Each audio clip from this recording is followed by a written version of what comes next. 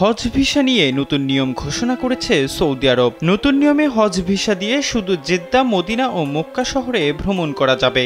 এর বাইরে অন্য কোনো স্থানে ভ্রমণ করা যাবে না।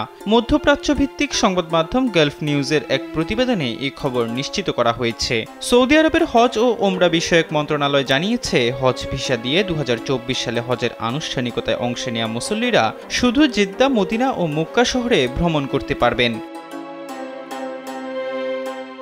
মন্ত্রণালয় এ ব্যাপারে জোর দিয়ে বলেছে, সৌদি আরবে কোনো কাজ করা, বসবাস বা নির্ধারিত শহরের বাইরে ভ্রমণের জন্য হজ ভিসা বৈধ নয়। এই বিধিনিষেধ লঙ্ঘনকারী ভবিষ্যতে হজে অংশ নেয়ার অনুমতি নাও পেতে পারেন। এমনকি আইন অমান্যকারী ব্যক্তিকে সৌদি আরব থেকেও বের করে দেয়া হতে পারে।